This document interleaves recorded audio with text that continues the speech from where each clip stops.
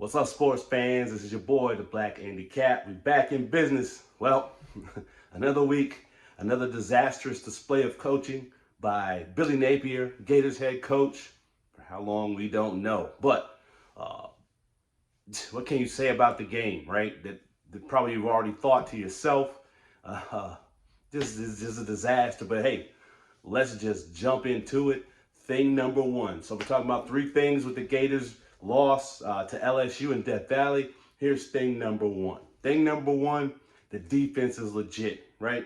The defense is all it was cracked up to be before the season started.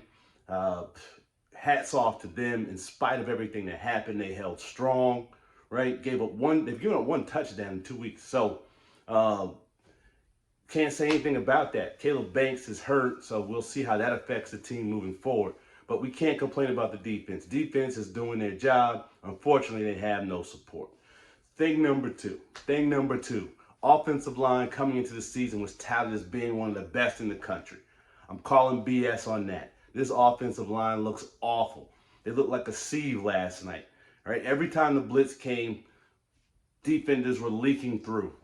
DJ was always on the run. I'm not defending DJ's performance, but DJ was always on the run. It didn't matter who was back there last night, right? With that offensive line, whoever was playing QB was always going to be under pressure. Not impressed with the offensive line at all. No footwork and 5 holding penalties. Every time there was pressure, someone got called for holding, it seemed like.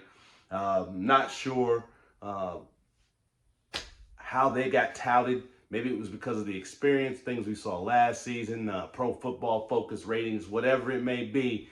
It's all a mirage because over the last 2 weeks, 3 weeks actually, you haven't seen the offensive line be all that impressive. So whoever told us, Phil Steele, said they were one of the top 5 offensive lines in the country.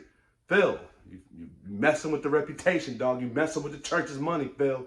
Because that ain't it. That ain't a top 5 offensive line in the country. All right. Thing number three. Who's going to come off? Who's going to be the new quarterback moving forward, right? Surely, Billy Napier, if he has a job, all right, I don't even know if he's going to be coaching this team next Saturday, but I have a feeling that he will be. But who is he going to pull off the bench to play quarterback? All right, so we've been hearing Tramel Jones. He's the backup QB right now. Why is it that we didn't see him last night? Is there an issue there? Does he not know the offense completely? What about him is concerning Billy Napier to the point that he won't put him in the game? How many interceptions does DJ Lagway have to throw? Surely Billy Napier is not going to try and bring DJ Lagway out as the starter next week. I say that in jest because I would bet you money that DJ Lagway will be named the starter going into the game next week. Just because that's what Billy does. Billy does not adapt in any way, shape, or form. It's why he's a bad play caller, right? Because he gets stuck on something.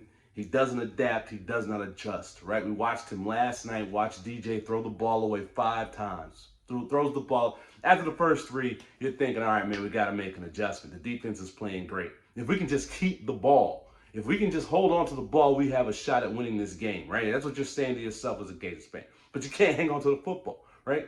The defense comes out, gets three straight 3-and-outs, playing lights out in Death Valley at night. And this is what you get. Billy. When they let you go, we all gonna know why. We've all known why. We've all given you a chance.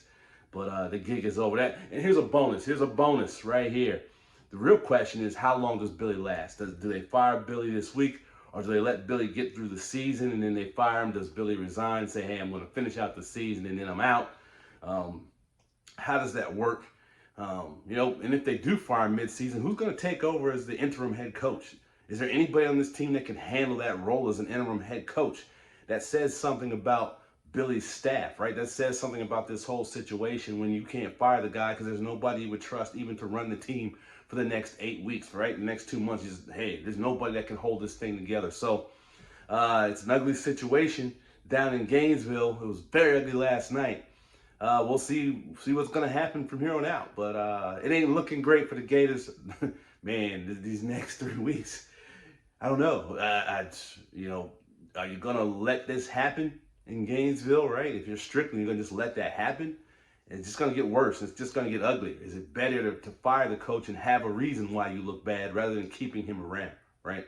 So those are 3 things plus a bonus today. Remember, like and subscribe. Let me know how you're feeling in the comments. This is your boy, the Black Andy Cat. We'll see you. Peace.